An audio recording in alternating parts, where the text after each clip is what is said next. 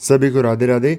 यहाँ पर बड़े टाइम फ्रेम से हम स्टार्ट करते हैं चार्ट को रीड करना कि छोटे टाइम फ्रेम में जाते जाते हमें कैसे प्रॉपर तरीके से मार्केट में इंट्राडे के अंदर डायरेक्शन को आइडेंटिफाई करना है कि इंट्राडे में मार्केट के अंदर कहाँ पर मोमेंटम आएगा, कहाँ पर हमें उसके बेसिस पर बाइंग या फिर सेलिंग साइड का कौन सा सेटअप आइडेंटिफाई करना है, किस पॉइंट के आसपास हमें मार्केट के अंदर एंट्री वगैरह प्लान करना चाहिए।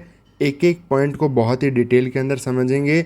यहाँ पर अगर आपको एसएल हंटिंग को मार्केट के अंदर समझना है तो आपको छोटे टाइम फ्रेम के अंदर कौन सा मार्केट में ट्रेडर जो है वो प्रॉफिट के अंदर बैठा है, कौन से ट्रेडर की मार्केट के अंदर पोजीशन बनी हुई है, ये सब जानना बहुत ज़्यादा ज़रूरी है। और किस ट्रेडर के जो प्रॉफिट के अंदर है उसके स्टॉप लॉस मार्केट के अंदर आपको कहाँ पर मिलेंगे, हर एक पॉइंट जब आपको आइडेंटिफाई होगा उसके बाद में आप परफेक्ट तरीके से डायरेक्शन को आइडेंटिफाई कर सकते हो। सेटअप उसके बेसिस पर बाइंग या फिर सेलिंग जो मार्केट की डायरेक्शन होगी उसके बेसिस पर देख सकते हो और वहाँ पर प्रॉपर तरीके से आपको एंट्री भी इजीली मार्केट के अंदर मिल जाएगी, क्योंकि आपने मार्केट में प्रॉपर चार्ट को रीड किया, एसएल हंटिंग को समझा कि मार्केट इंट्राडे में कहाँ जाने वाला है। यहाँ पर अगर आप देखोगे तो ये जो लेवल है बहुत ही एक स्ट्रॉन्ग सपोर्ट का यहाँ पर काम कर रहा था। डेली टाइम फ्रेम के अंदर बार बार मार्केट यहाँ पर आ रहा है, बहुत स्ट्रॉन्ग एक मोमेंटम अपसाइड यहाँ पर दिया और काफ़ी सस्टेन करने के बाद में यहाँ पर मोमेंटम आया। यहाँ पर वापस मार्केट इस लेवल पर रिटर्न किया, काफ़ी टाइम स्पेंड किया, बायर वगैरह एक्टिवेट हुए, वापस कंटिन्यूशन में जा नहीं पाया, ब्रेकडाउन हुआ। यहाँ पर इस दिन अगर प्रीवियस डे को ये आप एक्सपायरी का दिन जो आपको याद होगा, मार्केट आया पूरे दिन नीचे की तरफ रहा और ये जो स्ट्रॉन्ग मोमेंटम आपको देखने को मिला है छोटे टाइम फ्रेम में आपको समझ में आ जाएगा।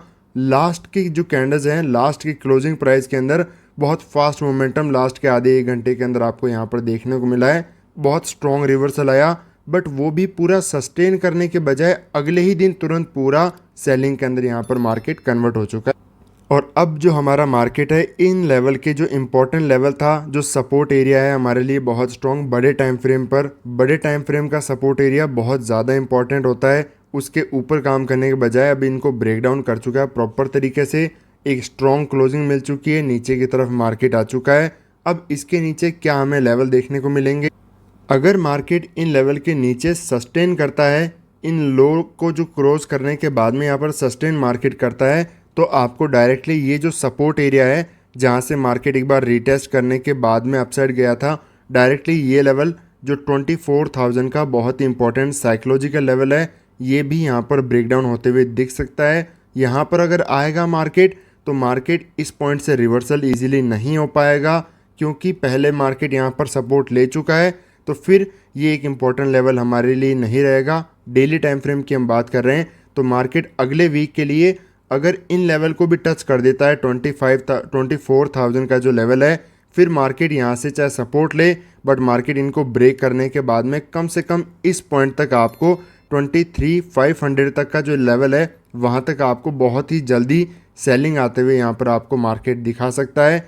क्योंकि इस पॉइंट से अगर कोई इंपॉर्टेंट जो लेवल होता है, जो सपोर्ट एरिया है, जो सब देख रहे हैं 24,000, यहाँ पर पोजिशनल बाइंग और भी ज़्यादा अच्छी खासी होगी। तो अगर यहाँ पर स्ट्रॉन्ग बाइंग भी होती है तो भी ये सस्टेन नहीं करेगा, मार्केट इसको ब्रेक करने के बाद में ही यहाँ से कोई रिवर्सल आ सकता है। उससे पहले किसी भी टाइप का रिवर्सल यहाँ पर हम प्लान नहीं करेंगे कि यहाँ पर इमीडिएटली कोई बाइंग साइड का प्लान करना शुरू कर दें। गलती से भी अगर मार्केट 24,000 का जो लेवल है उसको टच करता है तब। और ये लेवल हमें मिलेंगे देखने को जब मार्केट मंडे को ओपन होता है, फ्लैट ओपन होता है यहाँ पर, या फिर गैप डाउन इन लो के नीचे की तरफ सस्टेन करता है, नीचे की तरफ आता है। तो अब थोड़ा छोटे टाइम फ्रेम पर जाकर के समझ लेते हैं कि कैसे इंट्राडे के अंदर हमें मार्केट में ट्रेड को प्लान करना है। तो ये 5 मिनट का टाइम फ्रेम है, इसके अंदर प्रॉपर तरीके से पोजीशन को, ट्रेडर को समझते हैं कि कहाँ पर मार्केट के अंदर स्टॉप लॉस होंगे। इस पॉइंट से बहुत ही इतना स्ट्रॉन्ग मोमेंटम मार्केट के अंदर आया, जो भी बायर आए, बट पूरा इमीडिएट मार्केट के अंदर फॉल यहाँ पर देखने को मिला। न्यूज़ की वजह से मार्केट यहाँ पर बिल्कुल भी सस्टेन नहीं कर सका, तुरंत यहाँ पर सेलिंग के अंदर अब आ चुका है मार्केट। तो कहाँ कहाँ पर आपको पोजीशन देखने को मिल सकती है। अब यहाँ पर आप एक चीज़ समझने की कोशिश करो, अगर आपने इस कैंडल पर सेल किया है मार्केट के अंदर, तो इंट्राडे के अंदर आपका स्टॉप लॉस जब मार्केट मोमेंटम कर रहा है, आप बड़ी ट्रेड प्लान करते हो, तो आपका एसएल हो सकता है यहाँ पर या फिर ये क्लोजिंग प्राइस के पास में, अगर आप ट्रेड बड़ी लेकर के मार्केट में जाते हो, बड़े रिस्क टू रिवॉर्ड मार्केट में कैच करना चाहते हो। यहाँ पर अगर मार्केट मोमेंटम होने के बाद में कोई यहाँ पर ट्रेड प्लान कर रहा है, कोई यहाँ पर जो ट्रेड प्लान कर रहा है, क्योंकि मिड में जो कर रहा है उनको तो मार्केट इजीली निकाल देगा। यहाँ पर सपोज कोई ट्रेड मार्केट में सेलिंग करेगा, क्या करेगा मार्केट, ये मोमेंटम आकर के उसको वैसे भी उसके एसएल को हंट कर लेगा, वो मार्केट में नहीं बच पाएगा। बट ये जो ट्रेडर यहाँ पर बैठा है, यहाँ पर बैठा है, या फिर लास्ट के अंदर मार्केट ब्रेकडाउन करके प्रॉपर तरीके से होल्ड किया, यहाँ पर बायर भी मार्केट के अंदर आए होंगे, सेलर भी आए, बट मार्केट ने बहुत ज़्यादा तंग किया लोगों को। लास्ट के अंदर जाकर के जब ये ब्रेकडाउन कर रहा है तो मार्केट में सिर्फ और सिर्फ सेलर बैठा होगा, बायर मार्केट में से निकल चुका है, किसी की भी पोजीशन यहाँ पर फर्दर आपको देखने को नहीं मिले।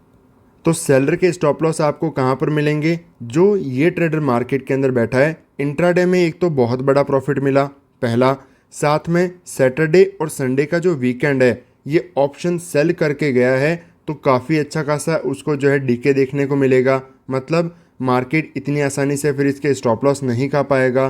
तो यहाँ पर इसके स्टॉप लॉस जो हैं सेम अब इतने बड़े एसएल ये नहीं रखेगा। क्यों? क्योंकि सपोज आपने 5 लाख का अगर प्रॉफिट देख रखा है ना, तो उसके बाद में जब वो धीरे धीरे कम होना स्टार्ट होगा तो आप उसको जीरो पर कोई भी एग्जिट नहीं करेगा ब्रेक इवन पर। हर कोई उसमें से कुछ ना कुछ प्रॉफिट बुक करके ही जाना चाहते हैं मार्केट में, फर्दर उसको लॉस के अंदर कोई ट्रेड नहीं कट करेगा। वो तभी हो सकता है जब मार्केट सडन बहुत अगेंस्ट के अंदर बड़ा गैप अप ओपन हो जाए, तब बड़ा लॉस उनको दे करके जाना पड़ सकता है। तो यहाँ पर क्या हुआ, मार्केट में जो ट्रेडर प्रॉफिट में बैठा है उसके स्टॉप लॉस आपको कम से कम 24,500 के आसपास यहाँ पर देखने को मिलेंगे। यहाँ पर भी जो ट्रेडर मार्केट में सेल करके बैठा है जिसके पास में अच्छा खासा प्रॉफिट है, उसके भी स्टॉप लॉस आपको इसी एरिया के ऊपर देखने को मिलेंगे। यहाँ के आसपास भी कोई ट्रेडर बैठा है तो उसके एसएल भी आपको इस पॉइंट के आसपास ही देखने को मिलेंगे।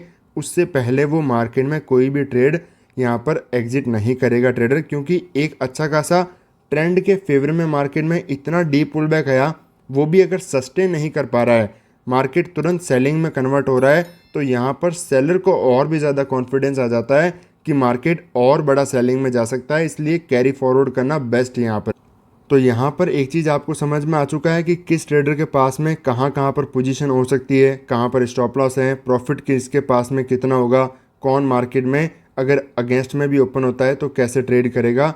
तो यहाँ पर सेलिंग के अंदर अगर मार्केट गलती से भी इस लेवल के 24,500 के लेवल के ऊपर ओपन हो जाता है, यहाँ पर 1% भी प्रोबेबिलिटी मुझे नहीं लग रही है कि मार्केट वापस यहाँ पर कंटिन्यू सेलिंग के अंदर जाएगा।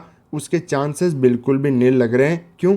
क्योंकि जब सारे एसएल पड़े हैं यहाँ पर, मार्केट इसके ऊपर यहाँ पर भी अगर ओपन हो रहा है तो अगेंस्ट में किसके हो रहा है, सेलर के।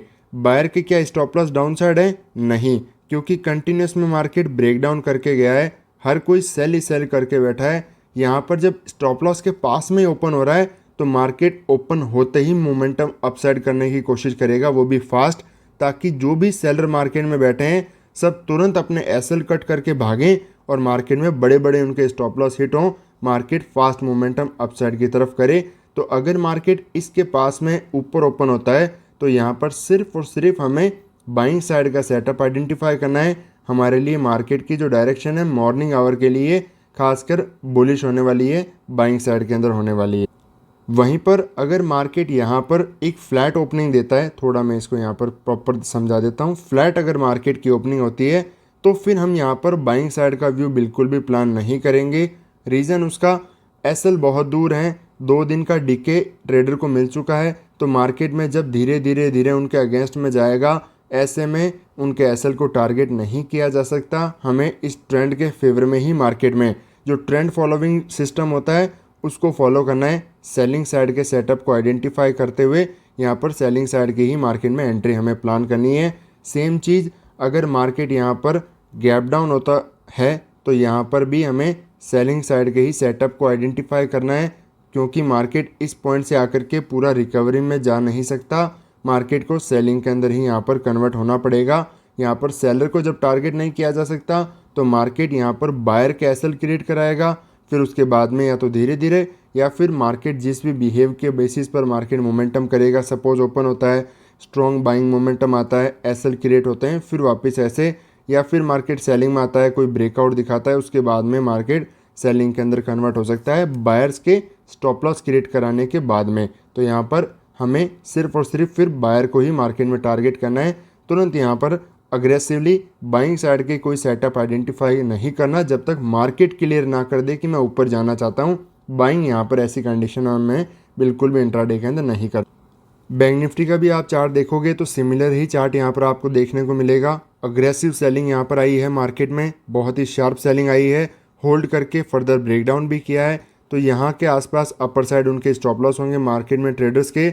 मार्केट अगर एक बड़ा गैप अप ओपन होता है, इमीडिएटली मार्केट यहाँ पर रिकवरी के अंदर दिखा सकता है, बाइंग साइड में जा सकता है। जो भी पोजिशनल स्टॉप लॉस पड़े हैं तुरंत उनको टारगेट करते हुए स्ट्रॉन्ग मोमेंटम यहाँ पर कर सकता है स्मॉल गैप अप के अंदर भी। बट इस लेवल के नीचे मार्केट यहाँ पर ओपन हो रहा है तो फिर बहुत प्रोबेबिलिटी यहाँ पर अपसाइड जाकर के सस्टेन मार्केट करेगा, उसकी जो प्रोबेबिलिटी होती है वो बहुत ज़्यादा कम हो जाएगी, क्योंकि यहाँ पर फिर मार्केट फर्दर ब्रेकआउट दिखा देगा। और वो भी मॉर्निंग आवर में अगर करता है तो यहाँ पर अग्रेसिवली लोग बाइंग करना स्टार्ट कर देंगे।